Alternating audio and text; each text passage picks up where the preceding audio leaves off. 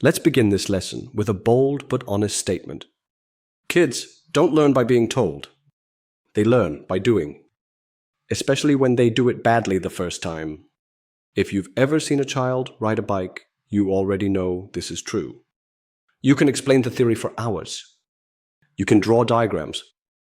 You can say, just keep your balance. But until they actually get on the bike, fall once or twice, and try again, they haven't really learned anything. And the same is true with entrepreneurial thinking.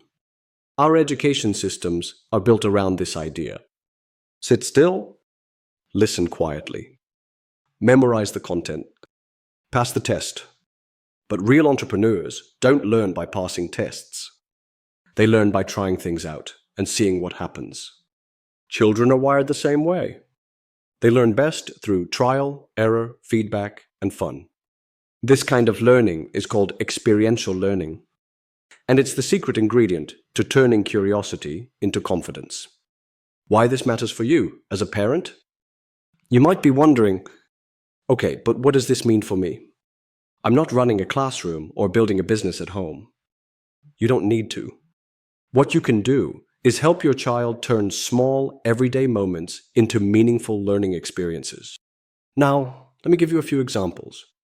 One summer afternoon, an 8-year-old boy in one of our workshops decided to open a lemonade stand. No coaching, no templates.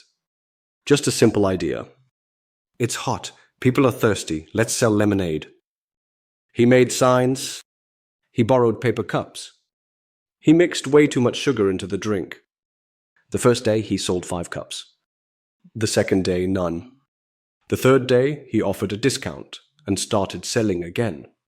By the end of the week, he had learned more about pricing, product feedback, customer service, and perseverance than he ever would have from a PowerPoint. That's learning by doing. It's not perfect. It's powerful. What makes learning by doing different? Here are a few key ingredients you should know. 1. It's messy. Kids will get it wrong, and that's the point. Every failure is a feedback loop. 2. It's emotional.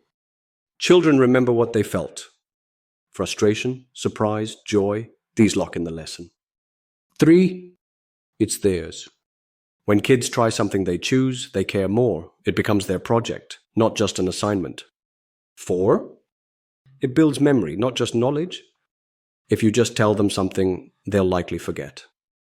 If they live it, they'll remember it for life. Sometimes the most important lesson isn't the one you planned.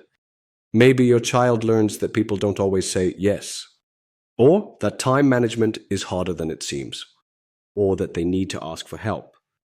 These are real-world lessons, and they often come quietly. So as a parent, keep your eyes open. Notice when your child is struggling through something. That's not a moment to rescue them. It's a moment to reflect with them. Ask, what did you notice? What surprised you? Would you do anything differently next time? These small conversations turn activity into wisdom. Here are some simple ideas to bring experiential learning into your home. Ask your child to create a menu and open a home cafe for the evening. Let them plan a mini budget for a family picnic or event. Invite them to come up with a way to solve a real household problem, like organizing the recycling or finding a better morning routine. Encourage them to sell or trade something they made, artwork, bookmarks, handmade bracelets, just for fun. It doesn't have to make money. It doesn't even have to succeed. The win is in the thinking, not the result. But what if they fail? They will. And that's good. In fact, failure is one of the most effective forms of experiential learning. Why? Because it gives the brain a clear signal. That didn't work. Let's try something else. This is how adaptability is built. This is how resilience becomes second nature. If a child only does what works perfectly the first time, they never develop real confidence, only comfort. But when they fall, regroup, and come back stronger, that's a child becoming a thinker, a doer, maybe even a future innovator. A real parent example. One parent I worked with gave her 10-year-old son a family challenge every Saturday. One week, she said, "Design a game that your little sister can play and teach her how." He spent hours drawing, cutting, testing, failing, adjusting. By the end of the day, he had built a working board game, a proud sister, and a very different kind of memory. Did it change his life? Maybe not that day. But it showed him that he could build something from scratch, and that idea stuck. So where do you fit in? You are the facilitator. You're not the boss. You're not the fixer. You're the one who makes room for the experiment to happen. Sometimes that means saying yes to a weird idea, letting things take longer than usual, being okay with failure as long as the lesson is real, and sometimes it just means watching and then asking the right question at the right time. So, challenge of the week. This week, give your child a micro project, something they can build, create, or test. It could be designing a bookmark to gift a friend, writing and recording a short radio ad for something they invented, solving a small family challenge with a DIY solution. Let them try.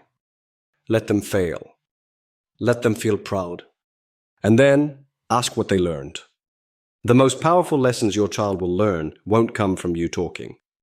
They will come from them doing and from you watching, supporting, and believing in the process.